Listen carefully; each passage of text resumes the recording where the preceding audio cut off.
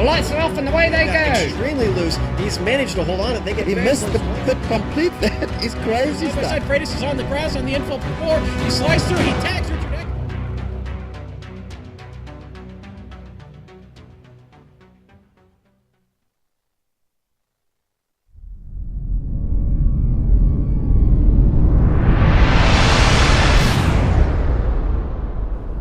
Welcome to DIYSim.com, your source for your entire do-it-yourself simulator building experience. Whether your goal is to build a full-motion flight simulation cockpit with all 6 degrees of freedom, or find plans to build a full-motion racing simulation cockpit with anywhere from 1 degree of freedom all the way up to 6, DIY Sim has the products, plans, and resources to help you make it happen. Our DIY Sim brand is backed by one of the most innovative sim-building organizations in the world. Simcraft creates driver, in-the-loop simulators with proper kinetics for motion simulation, a technology that is unique to Simcraft and which accurately recreates high-speed vehicle dynamics. Simcraft simulator systems enable drivers to develop and enhance their car control skills efficiently and effectively, any track, any car, any day, all day. DIYSim.com has it all. Please start and finish your sim building experiences with us.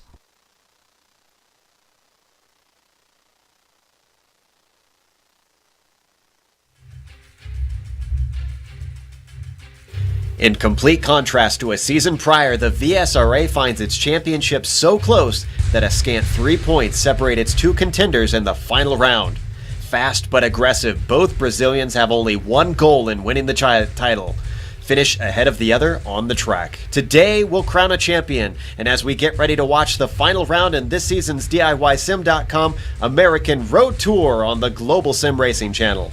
Hi, I'm Joe Peak. With me in the booth tonight, as always, are Ayrton Ellis and Bill Zahn. Our cameras have been provided by Dougie Beard and are directed by Kevin Brown. Ayrton, this is a new track for all of us here in the booth and the drivers down on the circuit as well. Let's introduce our viewers to this uncommonly used road course. Well, you're right about it. It's very uncommonly used, and it's about 2.8 miles or 4.5 kilometers and has 19 turns, a few of those being obviously the oval section of the track. And these guys are going to be running around for 45 minutes. They're going to have to make at least one pit stop around this track. One unique thing about this track that our director mentioned himself is that it has a lot of cones. Yeah, and we'll certainly see that as we get ready to hop on board the lap guide and see what it's like inside one of these DPs.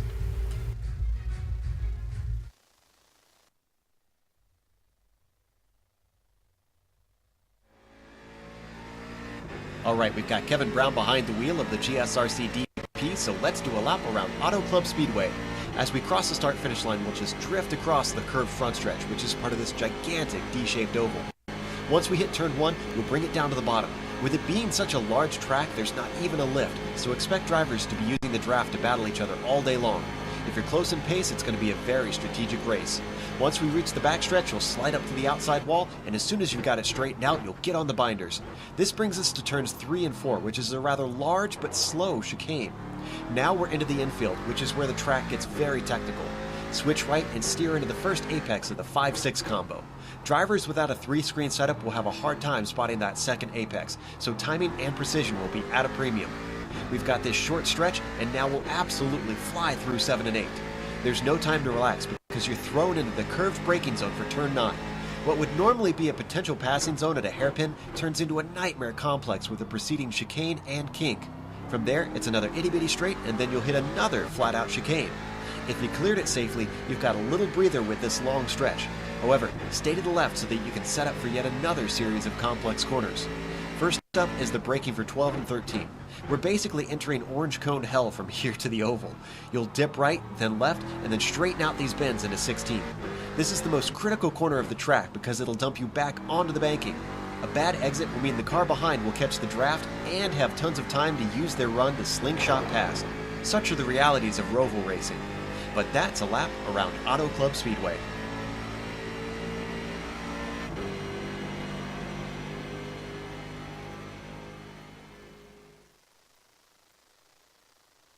We apologize if you experienced any choppiness in the lap guide video. We had a few technical problems. Hopefully we've got them sorted out at this point. So qualifying is underway. Drivers have 4 laps to try and get a lap in cleanly in the fastest way possible. But let's touch on the championship. Bill, what are the scenarios that we're looking at here today? Well, Joe, Ayrton, everybody watching in cyberspace, once again, the GSRC stat guys, Sherman and Poindexter, have been hard at work crunching the numbers so we can bring you these standings right now here, seen for the first time exclusively on the Global Sim Racing channel and courtesy of DIYsim.com. Now DIY stands for Do It Yourself. And as much as Bruno Rossetto and Alex Baleo want to go out and win this championship on their own, to paraphrase Ringo Starr, they're going to try with a little help from their friends. This is going to be like the Tour de France, with teammates escorting the top drivers up the order while, maybe acting like a buffer between that driver and their rivals. Now, when you do shop at DIYsim.com, you'll find the instructions simple and easy to follow. Now, as we delve a little deeper into these point situations, let's hope I can be the same here. Now, Rossetto holds a 3-point lead over Baleo and also owns the tiebreaker with 4 wins to 2. So, Baleo has to outscore Rossetto by 4 points. Now, there is a 4-point difference between first and second, so if Baleo wins, he's the champ. But farther down the finishing order, the point difference shrinks a little bit. So all Rossetto really needs to do is stay on Baleo's bumper to win the crown, assuming Baleo doesn't win the race outright. Now DIYsim.com, they have a ton of exciting merchandise there, but I'm not sure even their top-tier, top-of-the-line full-motion racing rig that transforms into a robot butler can match the excitement we are going to see over the next 45 minutes between 2 drivers from 2 teams at one final race. Lest our sponsor unfortunately get on our case, you cannot actually get a robot butler from DIYsim.com. Just covering myself on that one. Oh. So those are the 2 drivers, obviously, that you're going to be watching out for today. Because they are the ones fighting for the championship. But there's all kinds of other drivers out there on the track that are going to be fighting at the same time, looking to improve their standings in the championship, and of course, simply going for the win. One of them that we've been watching, Ayrton, is kind of the lone American that's really been challenging the whole season, and that's Kyle Potts.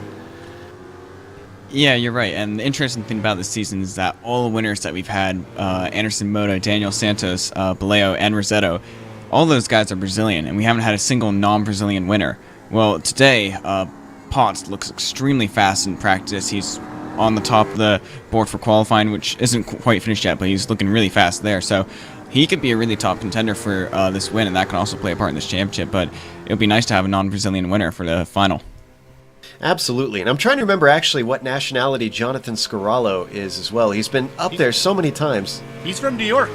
He's a New York. user. You're right. Yeah, that's right. So Jonathan Scarallo could also come into play as an American, finally getting us a win this season. And he is currently sitting 3rd in qualifying. We're not done yet, though, so drivers still have to put their laps in out there.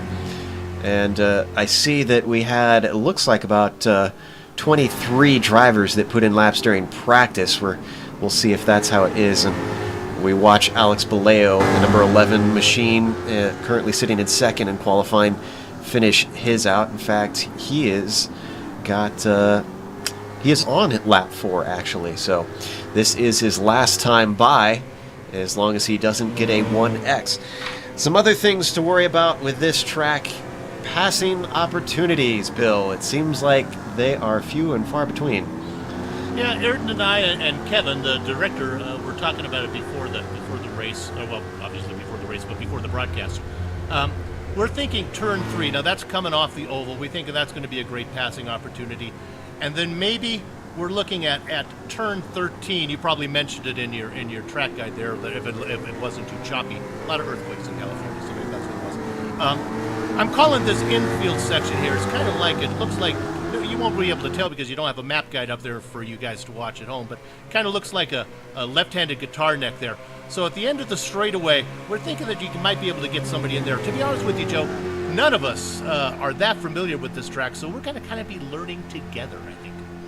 Yeah, and I have to imagine, barring practice, these drivers will be learning exactly how they'll want to be racing it as well with each other, because it'll be the first time for, I imagine, the majority of these drivers that they've ever raced on this version of this circuit, unless they have another league like this that is interested in using it. And I haven't really seen many, although I know the Blondies League thought about it momentarily.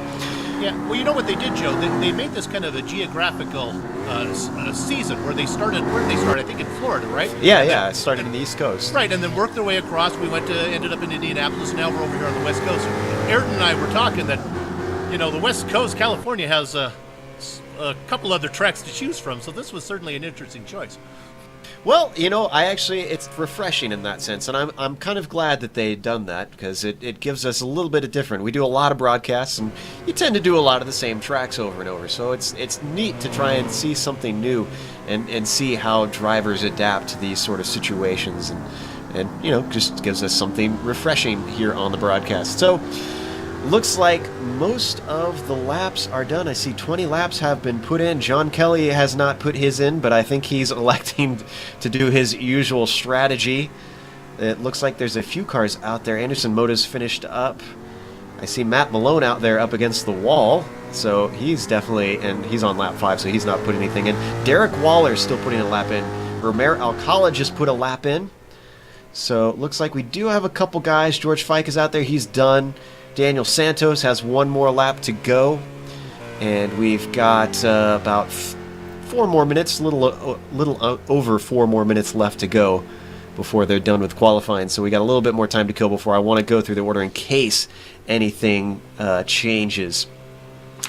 But we talked about these cones real briefly, and Ayrton, I feel like we covered this extensively before the broadcast, but I think we should kind of run our viewers through some of the dangers of these cones, and including the 1Xs and cut courses. Yeah, well, we said before, there's a lot of cones all around this track, and really these guys have to just be careful not to go too far over them. You can touch them and knock them away from their line, which they'll come back later after a little while. But you can touch them, but with no penalty. But if you go too far and hit too many, it's very easy for you to get a cut course penalty, and these guys have to watch out for that. I think the biggest place that's going to be happening is on the entry to the oval, the second to final corner before the oval section. You can go wide there, and it's very easy to get cut course penalty. So that's going to be the biggest place that we're probably going to see it. We've also heard that the officials are going to be watching, and they've put them on the honor system. But as we saw last week, that the officials are not afraid to take action on a driver if they think they're abusing the course limits or abusing their competitors a little bit too much, Bill. Well, I think iRacing does a pretty good job of giving like Aaron was talking about, a cut course penalty. But I mean, there's more cones here than Baskin Robbins. They're going to be flying all over the place, and I think what the league directors wanted to do was try to make it not quite so ridiculous looking with cones flying all over the place. So I don't think it's going to be so much of an advantage to take out the cones. In fact, real quickly, we were talking with Kevin Brown, our director. And one of the things is, if the guy in front of you takes out the cones, you kind of lose your braking point. You may lose. You're not sure quite how far you can go in. Those cones are actually used by the guys to get a good location on the track. Absolutely. I mean, with them being right next to the track, they do create good reference points for a number of drivers. So, although I have to imagine a smart driver would probably be aware that cone might not always be there and maybe pick a different reference point. So we'll see who it catches out and who has to learn very quickly where else to look for their braking, turn-in, and acceleration points. As we watch Romero Alcala, he's on lap 3. He's got one more to go. So with about 2 minutes left, let's run through the order real quick, because everything's pretty much solidified, as it seems like everybody who intends to put in a lap has put them in, and Romero might change his order, but we'll see as we go through. Right now, Daniel Santos, interestingly, is on the pole. Kyle Potts is in second. Then starting the second row, we have our first championship contender, Alex Baleo. Then it's Anderson Mota. His teammate, interestingly, is next to him. Leandro Schmidt starts in fifth. In sixth, it's Ricardo Inacio, followed by Jonathan Scarallo. Then finally, in seventh, we get to Bruno Rossetto, our second championship contender. He's got some ground to make up, but they were close in qualifying, so this might not be indicative of where he is in pace. Matt Malone starts in 9th, and then Bill John LeBaff starts in 10th. Now 10th is Logan Knapp. Edward Tomede is in 11th. Mark Robinson 12th. Derek Waller is in 13th. Romero Kala 14th. I think they're one position back, actually. Oh, okay. I know that timing and scoring's a little screwy for us. Followed by Brian Shanahan, Bruce Poole, and where's George Fike? Is that 18th position? That looks like what That's that is correct. there. Marcio Arizon in 19th. I'm going to round up the top 20 painfully with Lee McGovern. Ayrton? Then Michael Goralski is in 21st, and there's 3 non-qualifiers so far: John Kelly, Lance Snyder, and then Hiro Kanaya. And Hiro did not put a lap in practice, so I'm not sure if he's going to line up on the grid. At least I hope he's done some practice on his own if he hasn't put a lap in out here. And with that good timing, the qualifying is solidified. Romero Alcala did wind up in 15th position in qualifying after all that. So we'll see how these guys line up on the grid and who is going to line up on the grid today, as they are going to do a warm-up lap behind the pace car starting in the infield. You can see them there, so we won't have to wait the entire way around. Now, we didn't talk about another feature around here, Ayrton, is the drafting with that oval portion. And these guys are on a fixed setup, so I imagine it's going to be really into play here today. Yeah, I was watching a little bit of that during practice, and the straight is actually really long. These guys can get really good draft around here.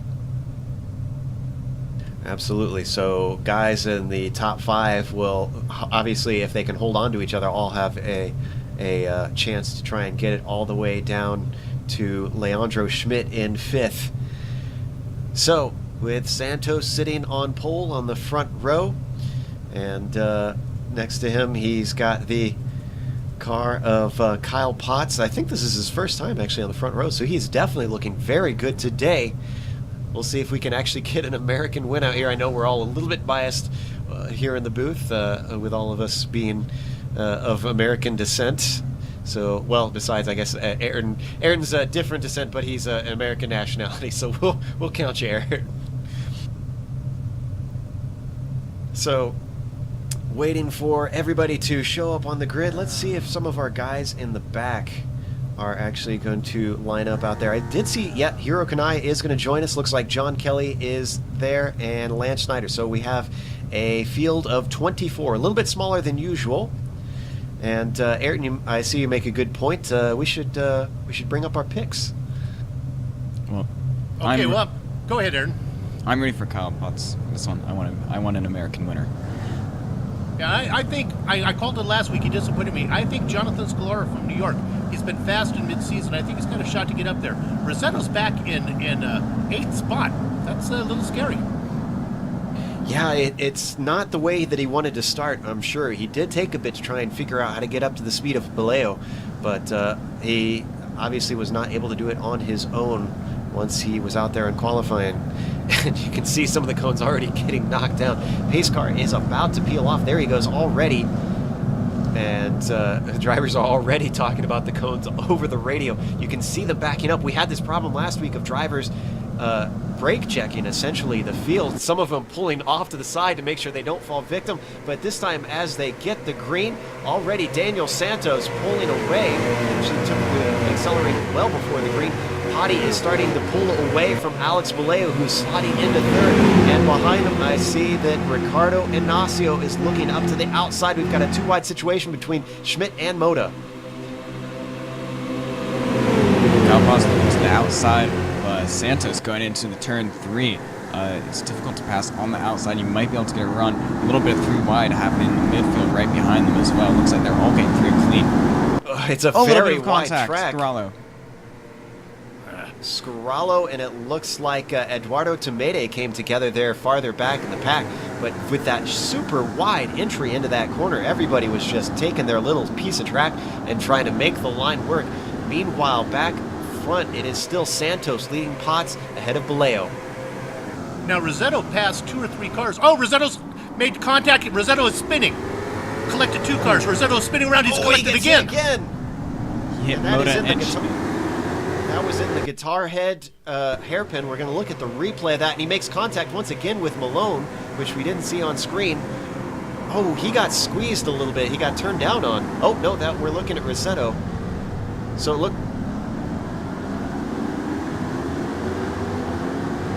And Moda was the one who turned in, and he is the teammate of Baleo, so that's not going to be looked kindly upon, Bill.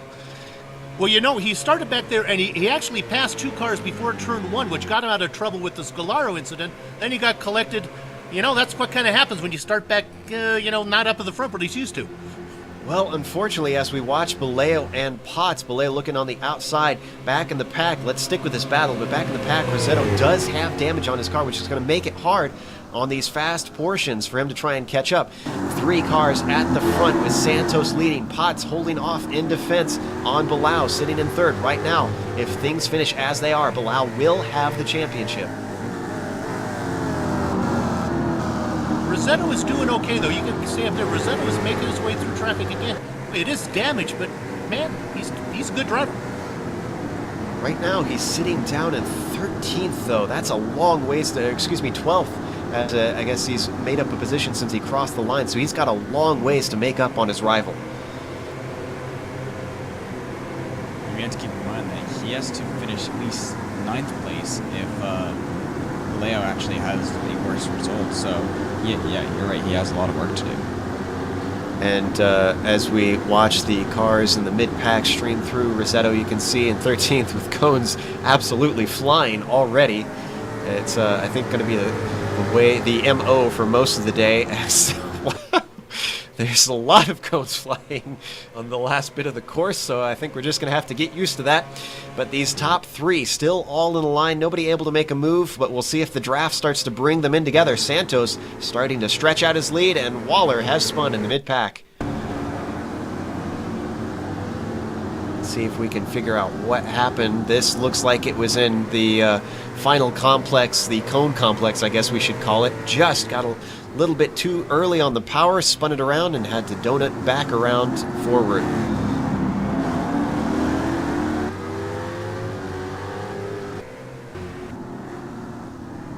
Already we're hearing drivers complaining about the situation with the cones as they work their way through a little bit farther back, in fact, quite a ways back from this lead pack. We've got a little bit of a battle going on for 4th and 5th. Oh, in fact, we've got a battle farther back with Scarallo, and is that Waller next to him? No, that's not Waller. That's Tomede, actually, that... Or Alcala, actually, excuse me, in 10th. So 9th and 10th between those two, and we had a spin going on behind them. I didn't see who that was, just a flash on the screen. Contact. Scarallo had contact with Tomedi. Scarallo's off. So Scarallo trying to return to the track, loses a number of positions. We're going to look at the replay of that. Once again, heading into that guitar hairpin, and looks like that is going to be the tricky position of the course, as a number of cars have had contact so far, including this car, Bruno Rossetto, who is not looking very good on the front. Currently sitting in 9th, though, and he has made up a number of positions. Yeah, he has a little bit of damage on the right front of his car, so that could possibly hurt him. He does have the patch in front of Eduardo Tomedi, so that could help him on these straights, but once he starts running in clean air, I'm wondering if that damage might hurt him. And we missed, there was a change for the lead. Daniel Santos now trying to get it back from Kyle Potts as they head into turn 3, side by side behind them, and they make contact. This is going to give Bilal the lead, and just behind them, Logan Knapp was trying to avoid them. Wow.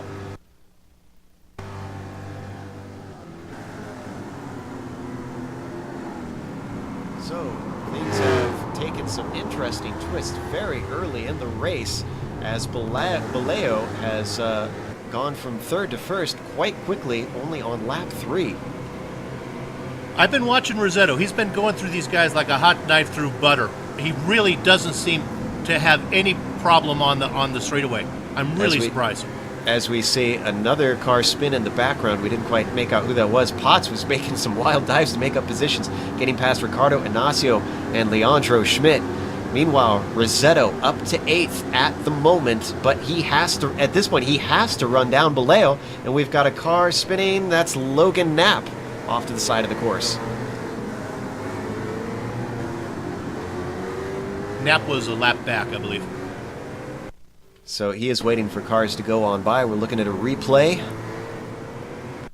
And just caught the tail end of that. So coming out of the chicane that leads out of the guitar hairpin. Looks like maybe he just caught a bit of grass because he suddenly snapped to the side on his own.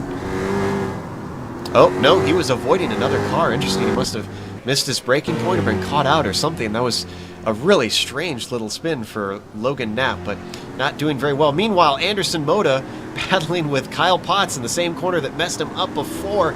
Potts making his almost signature comeback run at this point that he was doing quite a bit earlier in the season.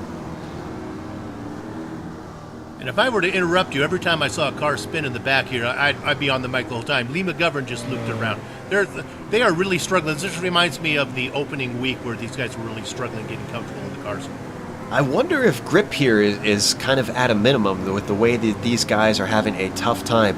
We watch Moto continue to try and hunt down and take that position back from Potty sitting in fourth. So Potty back up into the podium already after he almost went around, I believe, in that initial contact earlier with Santos.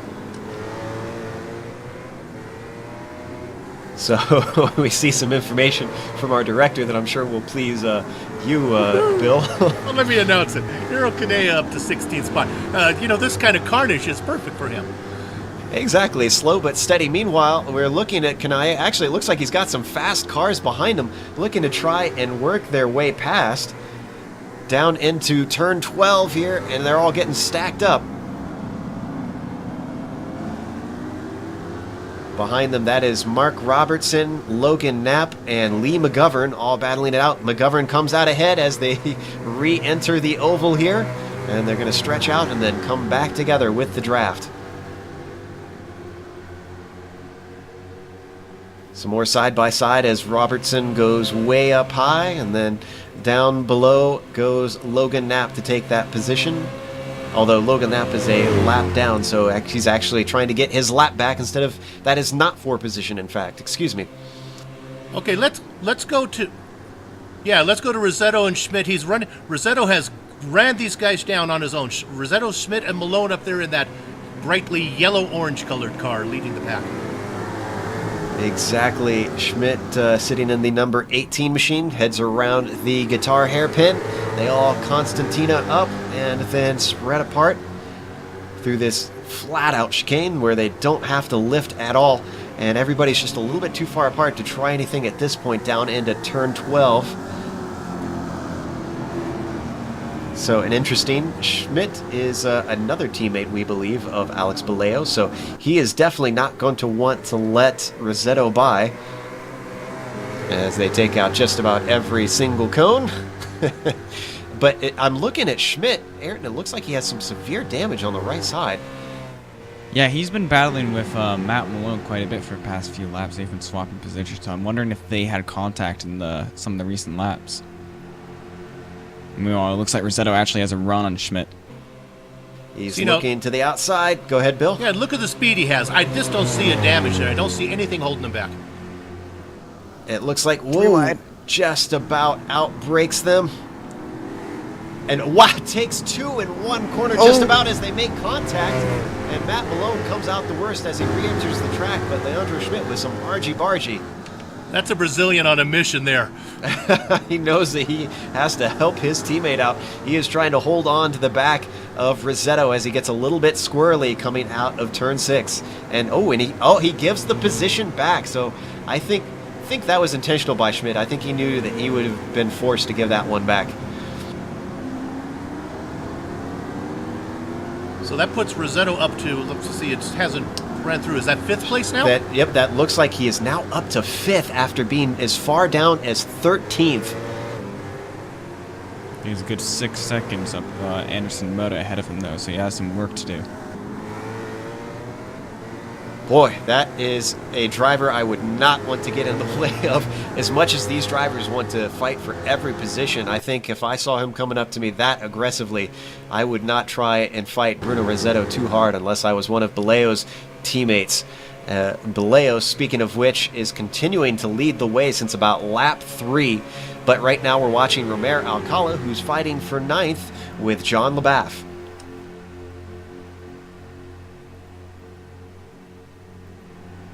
That's a nice battle going on for there. That's a LaBaffe up in 8th position. Looks like Alcala's going to get him here on this run. It's a nice running position for LaBaffe. Interestingly, Alcala lifts before he gets up to him. I think he's deciding not to go for it, and a mistake from LaBaffe into the chicane. Him over the curbs, which gives Alcala an opportunity to the outside, and I think he got a cut course. He lets both cars by. Scarala looks to the inside of Alcala, but nothing doing there. Ayrton Scarala looks pretty good. He got in that early contact on lap 1, but he looks like he's doing pretty okay too. Yeah, he's having a good comeback drive. The other guy that I'm going to keep an eye on is actually Santos. He's actually closing in on Baleo, but since they're teammates, I'm not sure if he'll be trying to pass him that much, but he is closing in.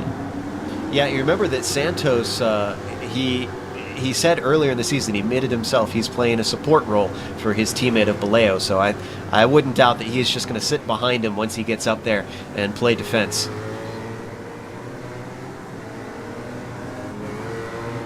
Well, I kind of like to think of what Rosetta's doing is going from, like, if you think of a monkey in a tree trying to get to another tree, he's using these guys to draft and get up to the next tree. He's left the tree of Schmidt and Malone, and now he's going to try to swing up through this branch of Moda, and that, if he gets to Moda, gets in his draft, then he has a shot at getting up to the leaders. And we saw Alcala go off course and way off course and actually have to get a slowdown, I'm sure, because he had cut quite a significant amount. Meanwhile, we watch Robertson, who follows just a puff of smoke from the car behind. This is for 16th.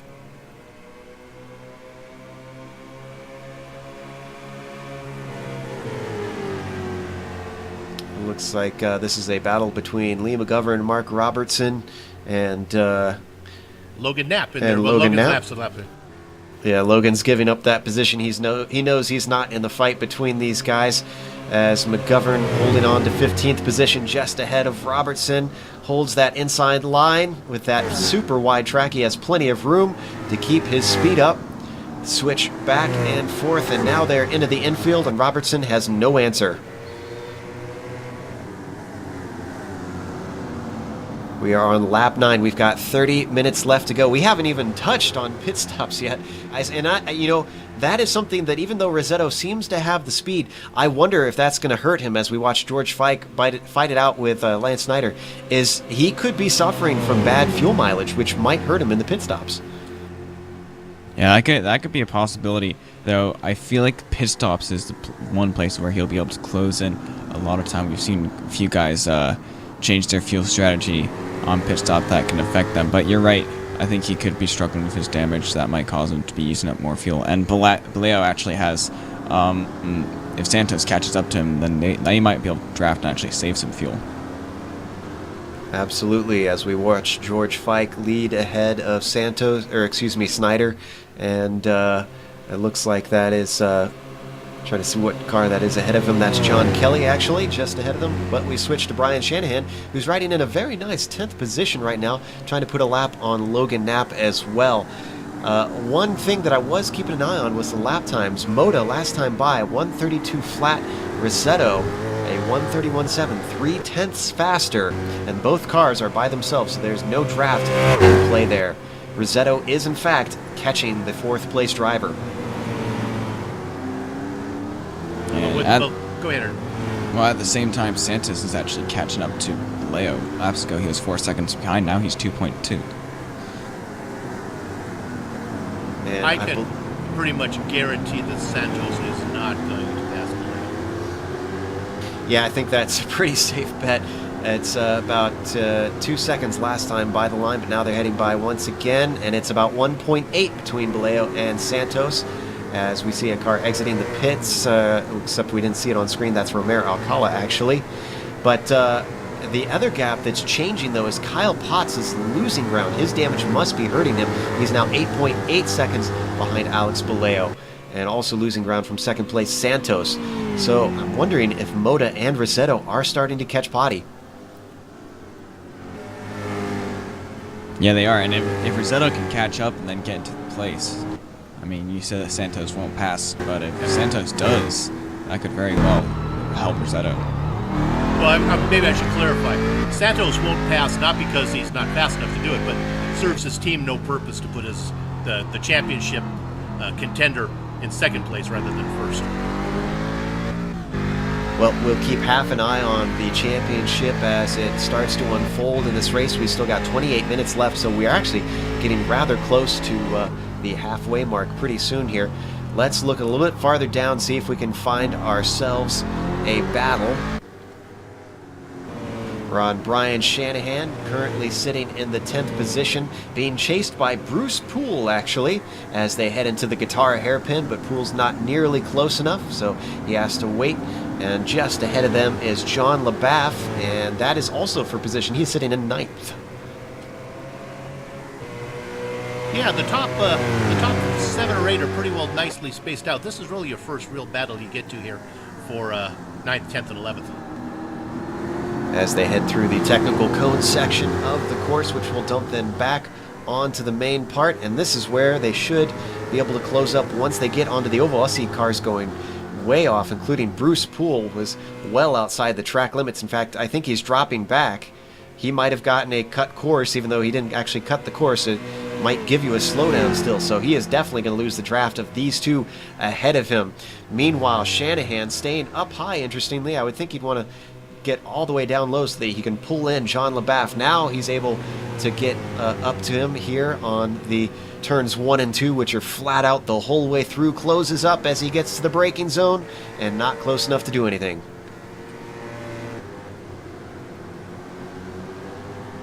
Sounds like we're getting information. Rossetto has very much closed the gap. He is only 2 seconds behind Moda. If he can continue to close this, Ayrton, I think he might be able to start to get the draft. Yeah, and at the same time, Moda is actually catching Kyle Potts as well. I'm actually a little confused as to Kyle Potts is running pretty slow lap times in his most recent laps. I'm wondering if he had some issues previously, like he hit something. Yeah, he did make contact in that early incident that involved him and Santos, so that may be slowing him down. Bruno Rossetto last time by 131.2, Alex Baleo a 131.4, so comparable laps, as we understand that Kyle Potty has headed in for his pit stop. Wondering if he might have been saving some fuel to make his pit stop shorter. Could have been the case, but I'm not sure it would have done him much good if he's continuing to lose time on the track. So, I don't know, it'd be an interesting strategy. Meanwhile, we're looking at Leandro Schmidt sitting in 6th. He can't do anything for his teammate there, as Rossetto is 2 positions up the road. Just ahead of Schmidt actually is Matt Malone, who's having quite a good race, sitting in the top 5. With Potts coming in, what it really does is take the tow rope away from the guys who are chasing him. They're not going to be able to get a draft. They were just getting ready to draft on him, so now that's gone, so maybe that's what he was thinking. Yeah, it could have been a nice strategy play from him there as we watch Bruno Rossetto work his way through the infield stretches, now through the chicane and into the guitar hairpin, following Anderson Moda. Last time by at the line, it was about 1.8 seconds I'm seeing.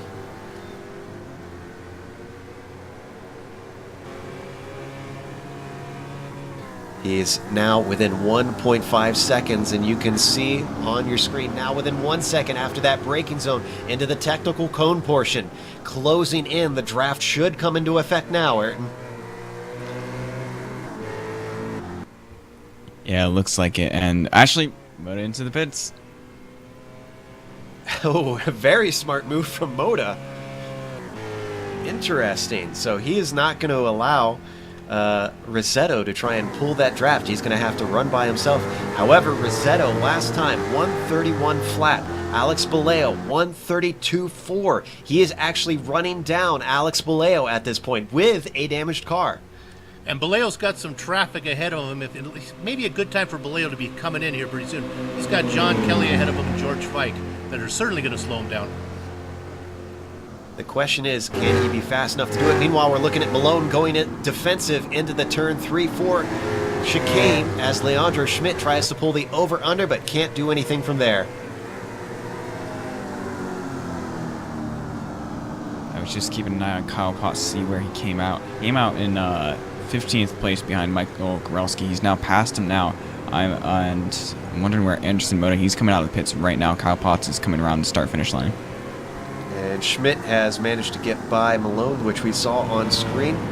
So with Rossetto already done with his stop, the question is, does Baleo answer? Does he head into his stall? No, he does not. He stays out, and just behind him is Daniel Santos.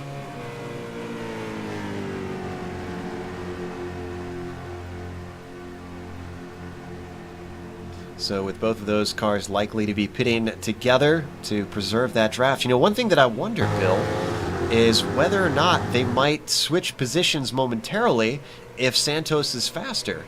Because if Santos can give him a draft or even potentially save him fuel, that could be an interesting ploy to give him that little bit edge more, especially if he's not going fast enough to pull away from Rossetto.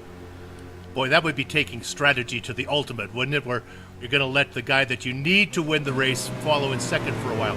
You know, but Santos sat on the pole, so, you know, he was almost 0.6 of a second faster in qualifying. So, you know, maybe that would not be a bad idea. I'm sure those teammates will be in communication over radio throughout this race and figuring out what's the best strategy. Actually, right now, though, they have some lap traffic in the form of George Fike just ahead of him. Let's see if George pulls over and lets him by. That's how you do it. So George staying out of the way of this championship fight, not wanting to be a factor. Just ahead of him was who he was fighting, though. He gave up a lot of ground to him. John Kelly, currently sitting in the 18th position, is up next for our leaders to lap. Now, Ayrton as a back marker, and I was always, if you're racing, two back markers are racing. It's always been polite, it's like kids playing in the street. You're playing ball in the street. Well, you don't play ball in the street because you're not from that generation. A car comes by, everybody says timeout. You let the cars go by, then you start the game back up again. I'd like to see John Kelly do the same thing, get back in that battle with George Fike. Yeah, I completely agree. And with that mention, there's a lot of lap cars coming out of the pits right now. This seems to be the moment where everyone's coming into the pits. They're coming out within a lot of traffic as well, so it can get a little chaotic. They've got leaders, both have a lot of drivers. John Kelly right in front of them now. Yeah, and on screen we're watching a battle between Goralski, Robertson, and Kanaya. Whoa, as Robertson gets very close to the rear end of Kanaya, but manages to keep from making contact as they head through the infield. So we'll have to keep an eye on our leaders with these pit stops to see what happens. Kanaya actually goes defensive. I think that's the first time I've ever seen. Oh, and Kanaya goes off course. Oh, that'll teach him to go defensive. I was just going to say, I think that's the first time I've ever seen Kanaya try to defend a position. And Baleo just gave John Kelly a love tap as they're trying to go around and get out of my way as he's lapping him. Oof, and he's not going to want to damage his car. Already struggling for pace out there. Although we have to take into consideration 21 minutes left on the clock. If he'd have to be about a second, maybe a little less than a second faster for Rossetto to catch him. So he could still take this leeway, but the question is, do you want to give that away, or do you push as hard as you can, Eric? I mean, it's going to be tough. Right now, right now, Rossetto's going to have to push as hard as he can. I think Baleo and Santos are actually really safe. They've got that 15-second lead. They just have to make sure they don't have any more contact with any lap cars. Baleo doesn't really need to be pushing anyone over unless Santos is deciding that he is telling his teammate that he wants to race, but I doubt that's happening. Battle on track between Scarallo and not anymore. So the fifth place car, who was looking at fourth place, heads into the pits. Meanwhile, switching back to Santos in second place, playing wingman for the leader, Alex Baleo, championship contender, as they work their way through traffic. And Rossetto's in the pits. He had 4 or 5 cars between him and the leader, so he's coming on to see if he can do this quick, see how this works out for him. And he was racing against Moda, if I'm not mistaken. Was that correct, before he came in? Yep. So Moda is actually coming onto the front straight right now. So I wonder if Rossetto lost time because he's still in his stall. Where is Moda? Moda is coming by the start-finish line now. He's going to have the momentum. I think he's going to get by Rossetto.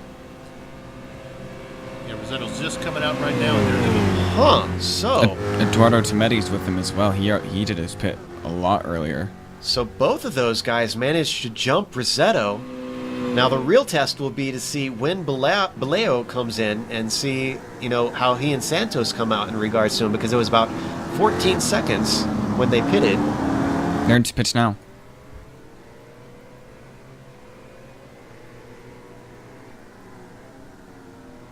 So Tomete is in fact a lap down. He's not in this, but however, Rossetto, the thing that I was referring to a little bit to clarify myself, Rossetto was about, I want to say 13 seconds or 14 seconds before he came in for his stop away from Bilal. When Baleo comes out, we'll have to see what the gap is between them, if he lost time or gain time. And him and Santos are in right now. As we expected, both teammates coming in together. Santos actually, he kind of pulls up to his stall a little awkwardly. We didn't see it on screen. He didn't miss his stall, but he came in very slow. So he's not going to want to come in or come out too far away from his teammate. Meanwhile, I see Mark Robertson also exiting the pits, and there goes Alex Baleo, and he is coming out well ahead of Santos, so he's not going to have Santos close to him at all.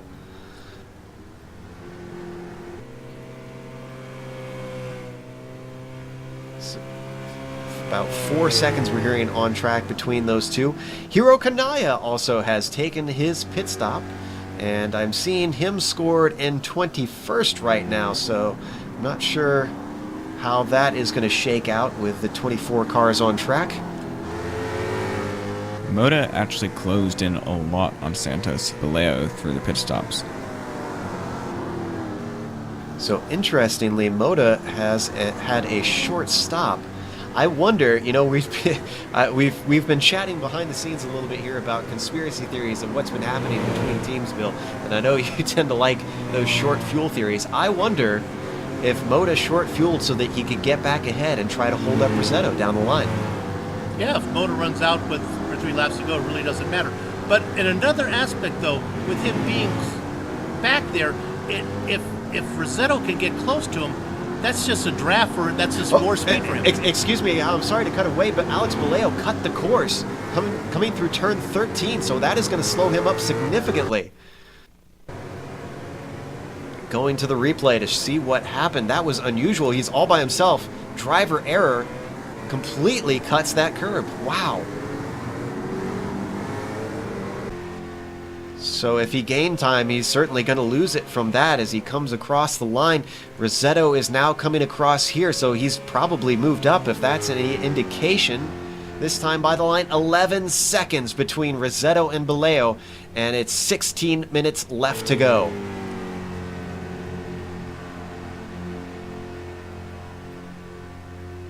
The plot thickens, my friends. Yeah, 11 seconds and 3 positions. So it's looking good for Alex. A minute 30 laps. If he can gain, I believe it's about a second a lap, he's going to be right on him at the very end. Gosh, that's going to be tough. Yeah, it is. I mean, Rossetto has this. He's consistently been faster all race long, but that setback at the start just made it so much more difficult for him. So in all this craziness, we're now watching Ricardo Ignacio sitting in 6th, trying to hunt down Kyle Potts sitting in 5th position. And just behind them is Jonathan Scarallo, also for position, sitting in 7th. 3 cars in the line, now heading onto the back stretch of the infield course, down towards the cone complex, with Potty leading the way just ahead of Ignacio. Nobody close enough to do anything at this point, so these 3 are just trying to make inroads on one another or defend.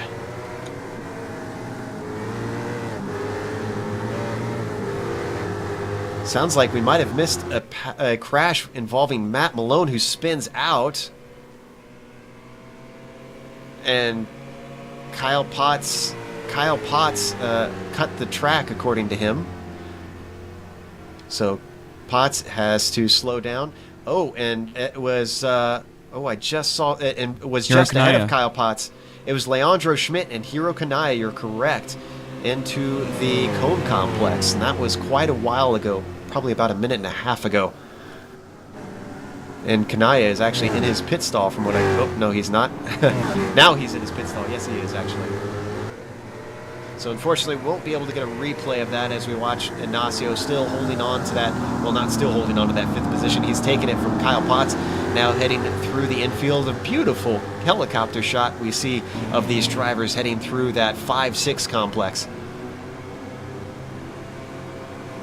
So we're getting some apologies from Hiro Kanaya. Current gap, to keep you up to date on the championship situation, 11.2 seconds between Alex Baleo and Bruno Rossetto. Meanwhile, staying on this battle, it looks like it's starting to close up with Scarallo looking at the back of Ignacio. Closes in under braking, just gives him a tap. Moves off course, he's going to have to get a slowdown penalty. And now Kyle Potts moves past him. He's going to get that spot back after getting the slowdown penalty.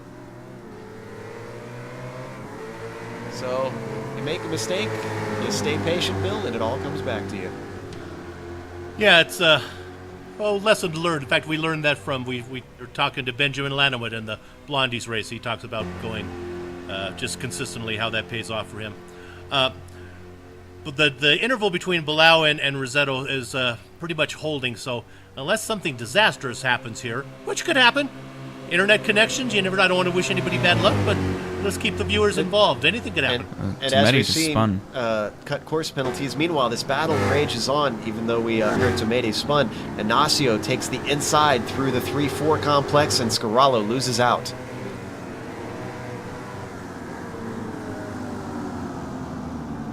John Kelly having a nice run again. He's up to 9th position. He starts in last place, makes that early first lap pit stop, stays out of trouble. 9th place, and has Matt Malone right in front of him. So I'll keep an eye on that, see if he can get there. Yes, and remember, Malone ran into a bit of trouble cutting through the cone section of the course. So he got slowed down a little bit, was as high as 5th at one point before the pit stops, but has obviously cycled back to where he probably would have been a little bit earlier. So we've got 12 minutes basically back on the clock, and it's starting to wind down. Rossetto is definitely going to have to hope for something to happen. It is now up to 12.2 seconds last time by as he crosses the line this time. Let's see what it updates to. 12.7. He's losing ground now as Baleo is starting to stretch his lead and secure this championship. But he does have Moda. He does have Moda in his sight, so I think he's probably going to get 3rd place. We're seeing a number of drivers talk on the radio about these off tracks. Rossetto spins. That is going to set him back significantly. We'll look at the replay of that. We did see it on air. Let's see it from a different angle here. As Rossetto coming into turn 3, pushing it just a little bit too hard, and that rear end comes around.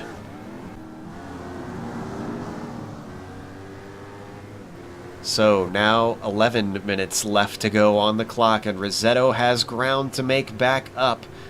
In fact, we're looking at Kyle Potts, who is just behind Eduardo Tomede. This is not for position, as Eduardo lets him by.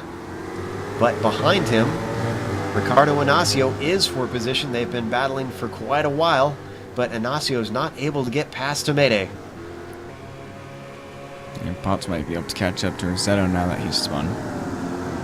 He's only a few seconds ahead. If he has the speed, we saw earlier that Potts might have had damage because he didn't have the pace and was losing ground.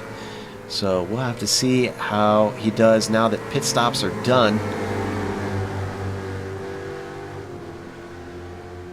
And just an update, we don't need to go there. It looks like Brian Shanahan got around John Kelly for 9th position, so John's sitting now in 10th spot, with George Fike right behind him in 11th. Nice job for Shanahan. Let's jump on board with Ricardo Ignacio, currently sitting in 6th as he tries to run down Kyle Potts. He's going to put a lap on Tomede here, who moves to the inside. And he doesn't let him by, though, interestingly. But he spins, and so he's going to get by anyways. That's one way to let him by, I guess. Yeah, it's a good thing that Ignacio was able to slip by before he started. He turned into him, though, because I don't know if we could see it on screen. Whoa, and now Ignacio spins. Gets a donut, gets back on track. and gets going. So there goes trying to get past Tomede. Let's watch the replay of that. Heading into the 5-6 complex. Ooh, overcorrects. Unlike what we've seen most of the drivers, where the back end just starts to come around on them, this time Ignacio made a mistake and then tried to correct the mistake, and that's where it went wrong as we head back to live here on Daniel Santos sitting in second position. I think Bottas is actually closing in on Rossetto a little bit, at least in the last lap he has. Let's see. Excuse me. It's 22 seconds, 22 and a half seconds last time by to the leader for Potts. It was 20 seconds for Rossetto. This time by, looks like it stayed just about the same, actually. Oh, Potts ran a 0.7 second faster lap. Well, prove me wrong there. So I should have looked at the lap times to try and see how that was going. And you can see Kyle Potts just ahead of him is Bruno Rossetto. So he is within his sights. And Potty has no stake in this championship. He only just wants to get as good of a position as he can, sitting in 5th in the championship. He's trying to chase down Anderson Moda, who is ahead of him on track. So he wants to try and get him in the championship as well. We've got 7.5 minutes left on the clock, so there's starting to be it's starting to be fewer and fewer options for Bruno Rossetto to try and take this championship away from Alex Baleo.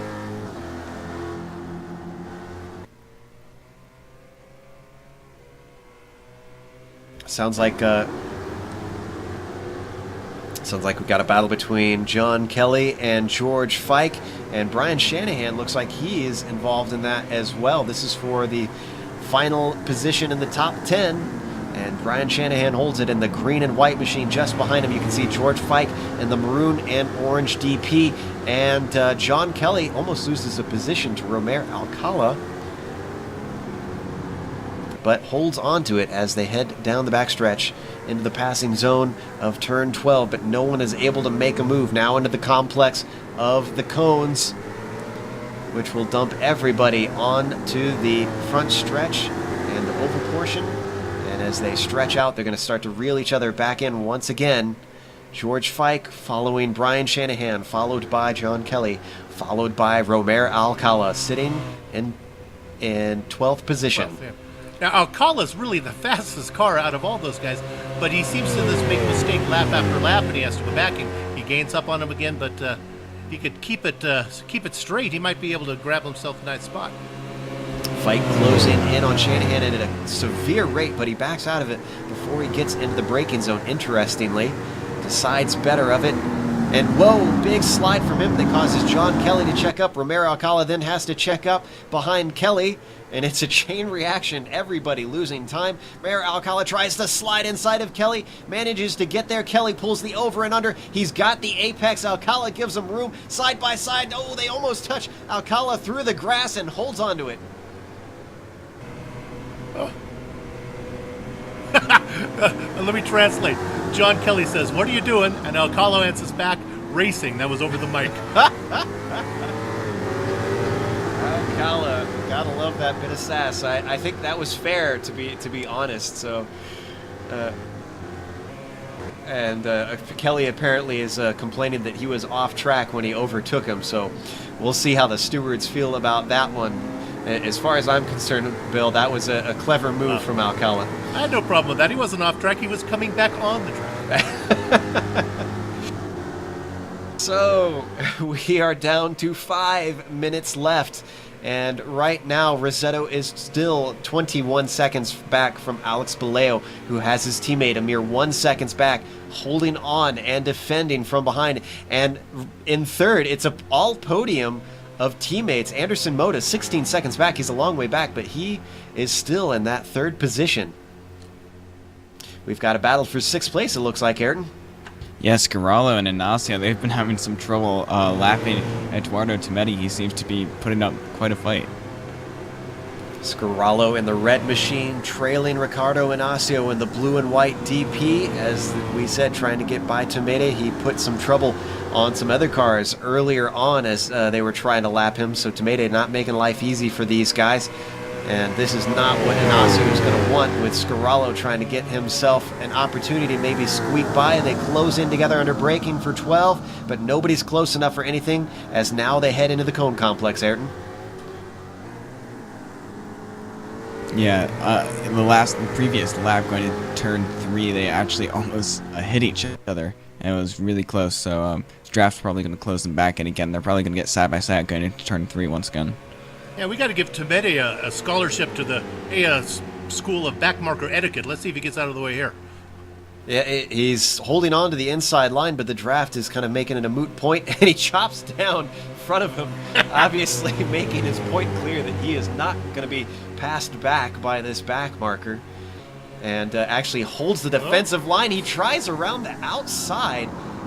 Oof, I would not. Oh, and he spins right. Oh, and Scarallo makes contact with him multiple times, but comes out away from it. Oof, I have to. I'll say it. I'll say it. There's no reason for Tomede to be doing that, and that was all fault for causing trouble. I'll go ahead and say it. As we look at the replay, just making life hard for 7th place Ricardo Inacio. Yeah, if you're a back marker, unless you're fighting for some sort of championship or you're looking to try and run down someone who's close to you, which he was not at that position. Well, Joe, sometimes people like to crash in infamy than finish in obscurity, so I guess that's what's going on there. But always with a quote, Bill. You always managed to impress me. I got a million of them. Apparently. Meanwhile, in 13th, we're looking at Bruce Poole and John Kelly, and whoa, they've got something weird going on with Shanahan and George Fike. As contact between Poole and Shanahan. What is this for position? Yep, Fike was off track there for a while. That's what was going on, and they all Poole got a slowdown. It looked like there was contact. As we look at the replay, George Fike losing positions. This was heading into the guitar hairpin. Oh, and just a bit of a half spin from Fike put Shanahan off, and those cars caught up. And unfortunately, Fike and Poole then got a little bit of a cut course there.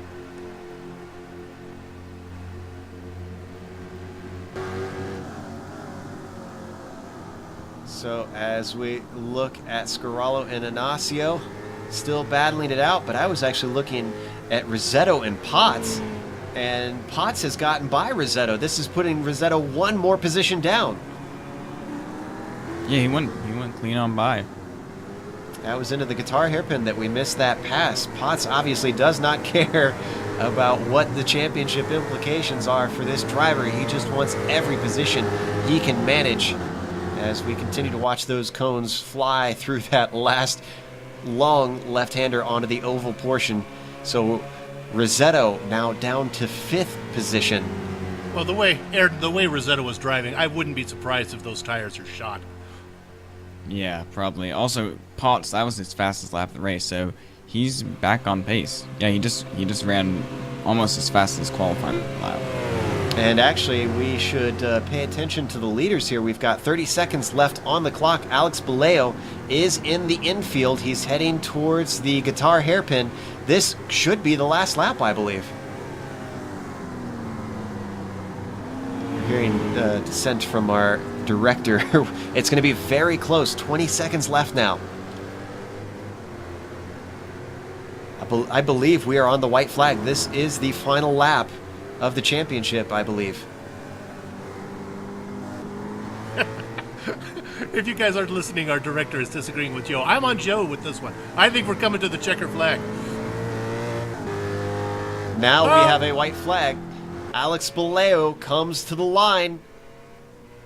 This is it. Checkered flag is out. Alex Baleo is going to win the championship and the race.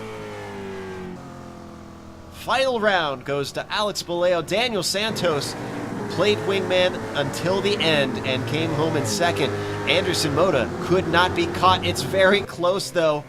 as you can see Potty in the same screen. You can't quite at the same time right now, but Moda is going to take third. Potty just comes home shy in fourth, and Rossetto falls short of the championship in the final round to take fifth place. Ignacio looks like he's going to beat Scalaro. Scalaro's all over the place here, trying to catch him for 6th and 7th here.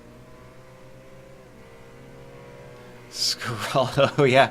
Ignacio is going to come home in 6th, with Scarallo claiming that 6th position after they made contact earlier with a back marker getting in their way. Matt Malone coming home in an 8th position. We're seeing quite a few cars on the lead lap, actually, today on this track.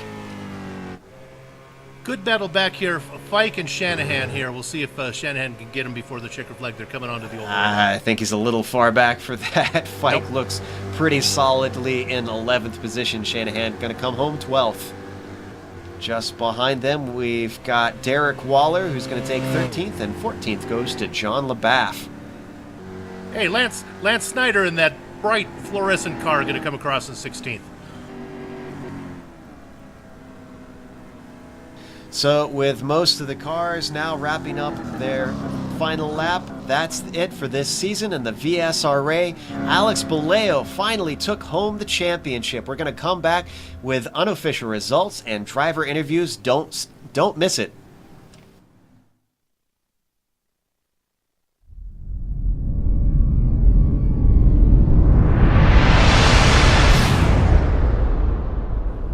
Welcome to DIYSim.com, your source for your entire do-it-yourself simulator building experience. Whether your goal is to build a full-motion flight simulation cockpit with all 6 degrees of freedom, or find plans to build a full-motion racing simulation cockpit with anywhere from 1 degree of freedom all the way up to 6, DIY Sim has the products, plans, and resources to help you make it happen. Our DIY Sim brand is backed by one of the most innovative sim-building organizations in the world. Simcraft creates driver, in-the-loop simulators with proper kinetics for motion simulation, a technology that is unique to Simcraft and which accurately recreates high-speed vehicle dynamics. Simcraft simulator systems enable drivers to develop and enhance their car control skills efficiently and effectively, any track, any car, any day, all day. DIYSim.com has it all. Please start and finish your sim building experiences with us.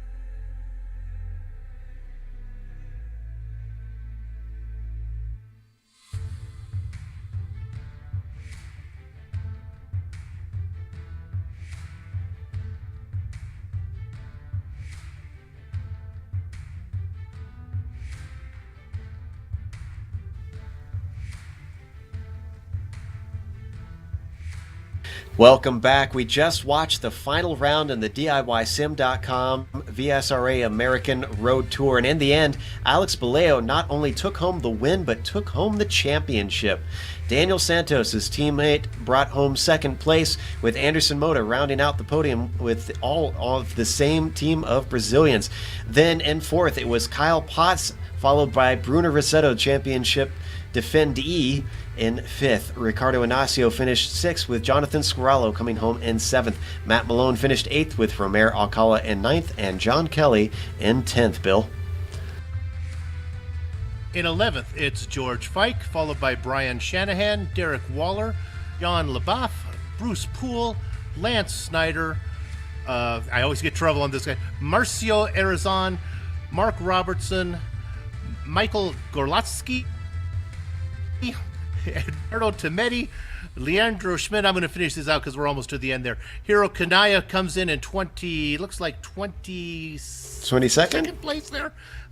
Lance Knapp and Lee McGovern is going to, I can't see, maybe you can take it. I'm blanked out on my screen here, Joe. At 24th for Lee McGovern, and Okay. That's Logan Knapp, I believe, actually in 23rd. We do have some people to talk to, including our championship winner, Alex Baleo, and I believe we're going to bring Anderson Moda in to interpret for us. Alex, congratulations on the championship. It came all the way down to the wire, and you did exactly what you needed to do. Came home with the win. Pelão, o Joe tá te parabenizando pelo campeonato, dizendo que tu fez o que tinha que fazer, né? Tinha que vencer e ser campeão, né?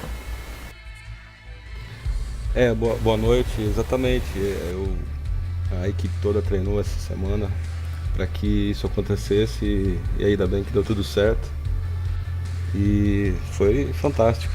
Quero agradecer a toda a equipe que nos ajudou aí. E o campeonato também foi maravilhoso, o pessoal está de parabéns. A disputa em pista foi muito boa. E é isso aí, vamos para a próxima. Well, Belão said, first of all, thanks because of the congratulating, and he's happy because he practiced a lot this week because we didn't know this track, and as he said, he did what he had to do to be the champion, and me and Danielle, we would be everything we could to help him.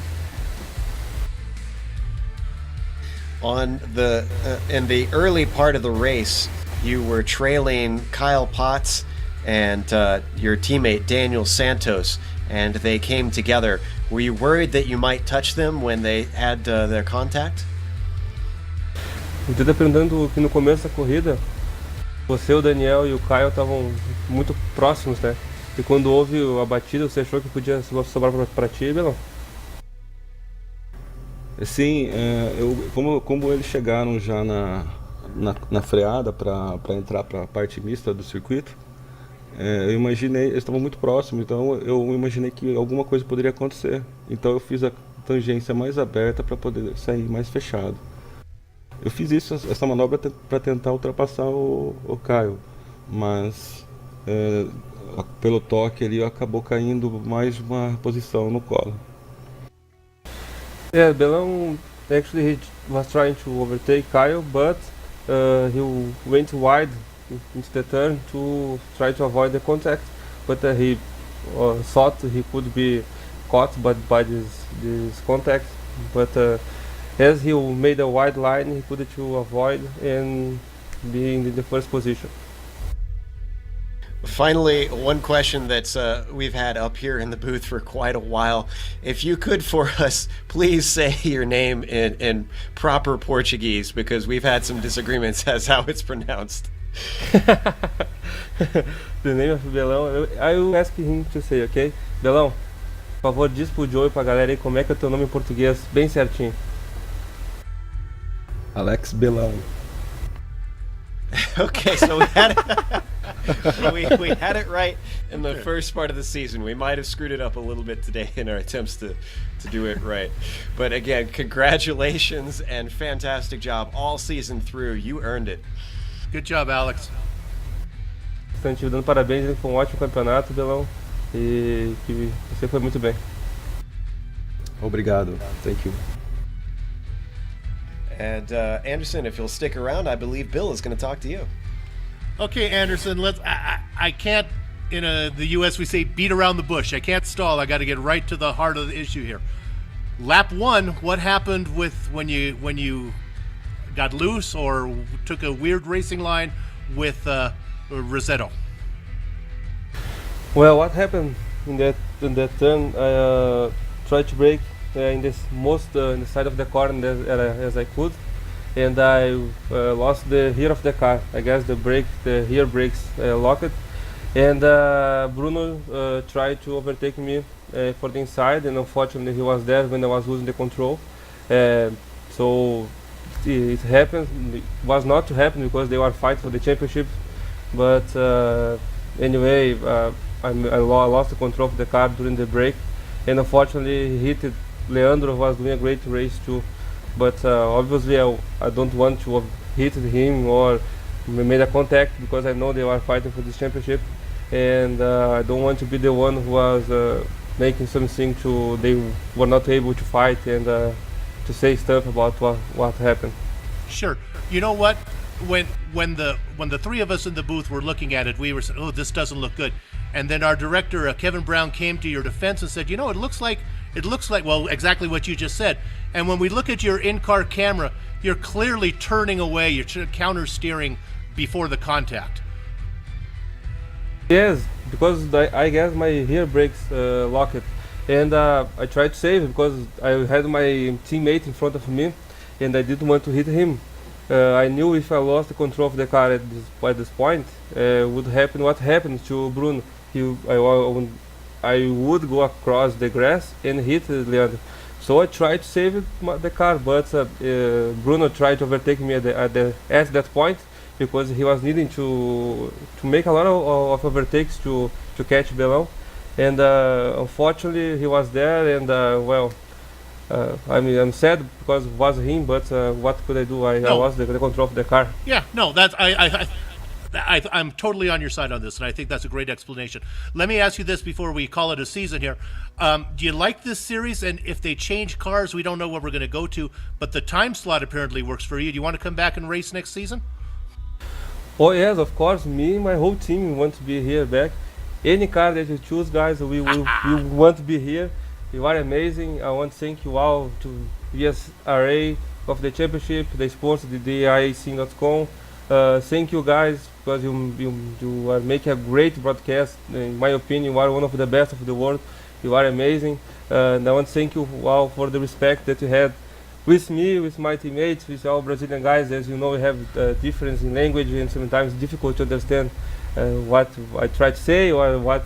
But you are very compressed. You try to understand what my side, you know. Now I don't have the word. You understand what I try to say? Yeah. But no. Guys, thank you a lot. It was an amazing season. We really had a lot of fun here, and I hope you can join next season with you guys. In any car you choose, we'll be here.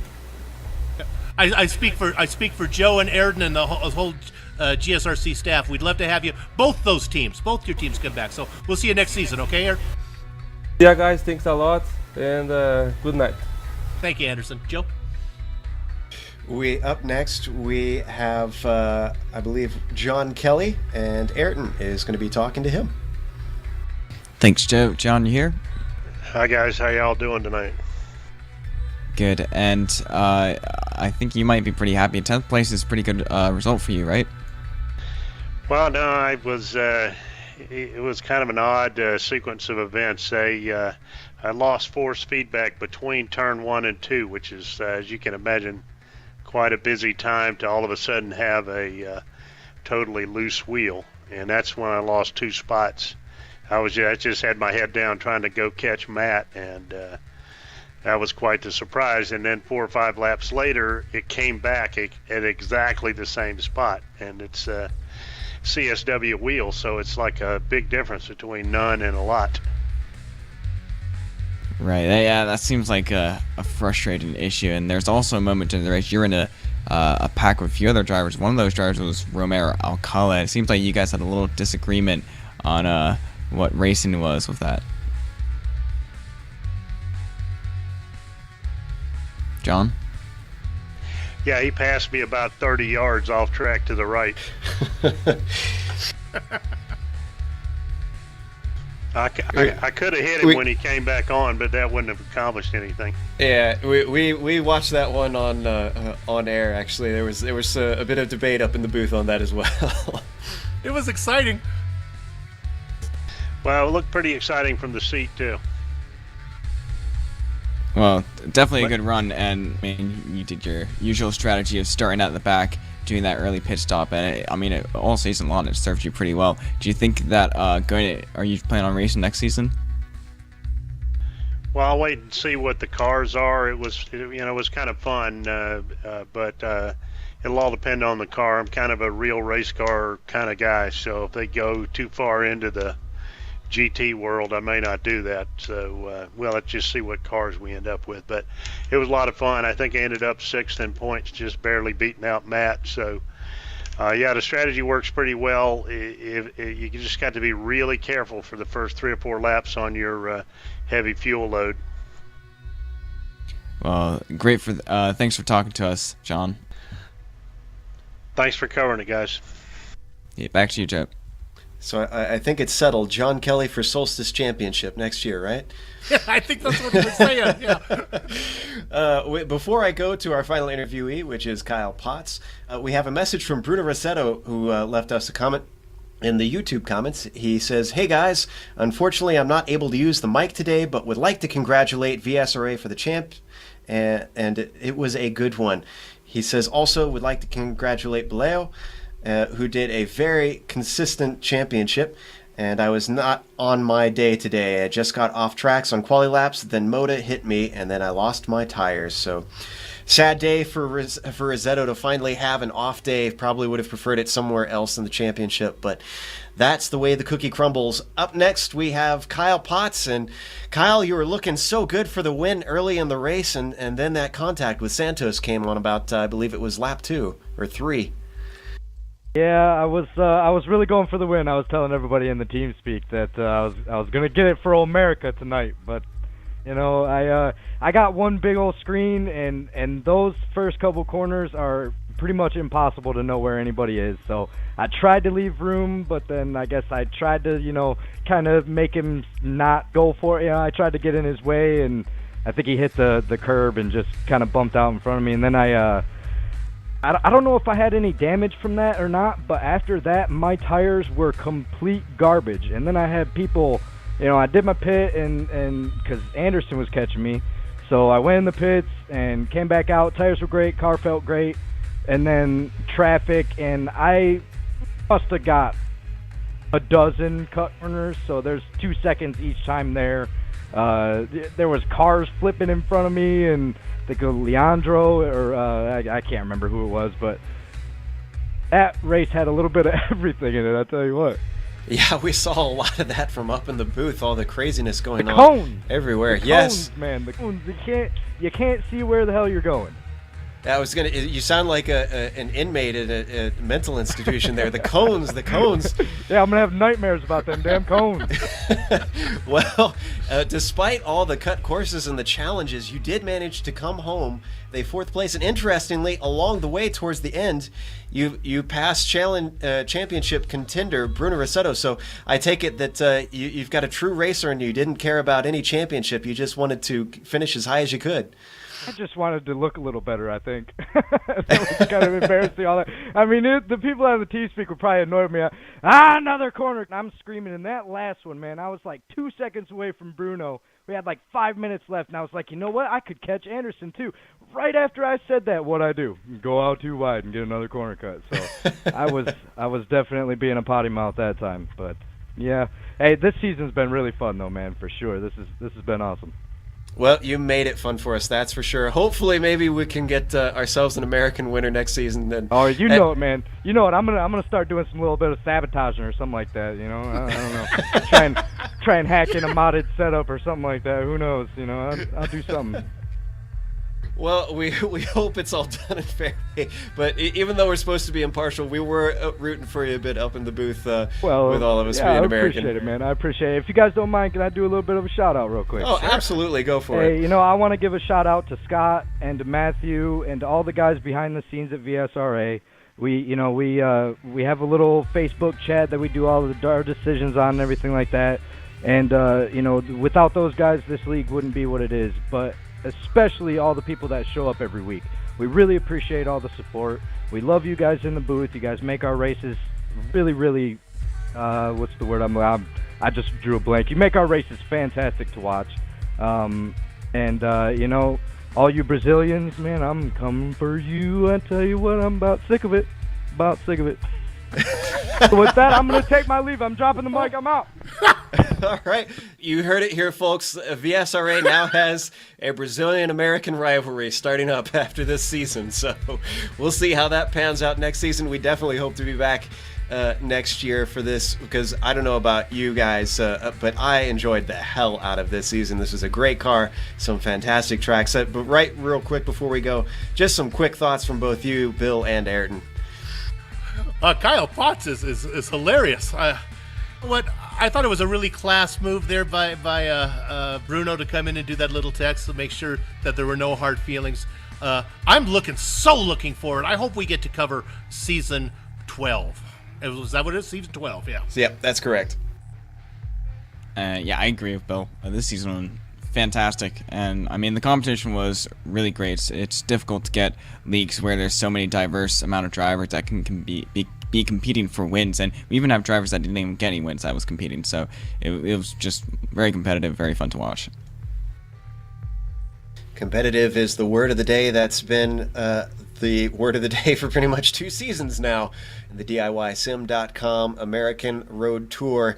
As last season we saw an incredible amount of competition, but a starkly different championship. Definitely a little bit more exciting all the way down to the end for this one. So, as we sign off one last time for this season, let's thank DIYSim.com one more time for all their incredible efforts to make these series go off, and unfortunately they will not have the Robot Butler, as far as we know, for the foreseeable future. So, also thanks to VSRA for organizing this league. All those guys that you heard, Kyle Potts was a part of that, do a lot to make sure this thing kicks off. Thanks to iRacing.com, XSplit, Twitch TV, Audio Technica, Behringer, and AverMedia, the software and hardware that we use to make these broadcasts possible. Also, thanks to the team today, Kevin, Bill, Ayrton, and of course, Billy Bob Wright, our spotter for today. If you'd like to find out more about GSRC, you can find it at www.globalsimracingchannel.com, along with archived races and race highlights. We're also on Twitter at GSR Channel and Facebook at /Global Sim Racing Channel. Thanks goes out to Dougie Beard, who creates all the camera sets for the Global Sim Racing Channel, and a special thank you to Eric Ekholm, whose music is not only found here on GSRC, but in TV commercials, movie trailers, iTunes, and even Spotify. If you like our music, tell Eric where you heard it on Twitter at Eric Ekholm. Additional thanks to Casey Lalonde, who also provides us with the music for our broadcast. You can find more of his music at caseylalonde.bandcamp.com, including his latest album, Floating Rooms, on sale for $10. The next race next season, as we said, has not been confirmed, but stick around for information both on our Facebook and the VSRA's Facebook if you'd like to check them out. But until next time, race clean, race hard, and I'll see you on the track.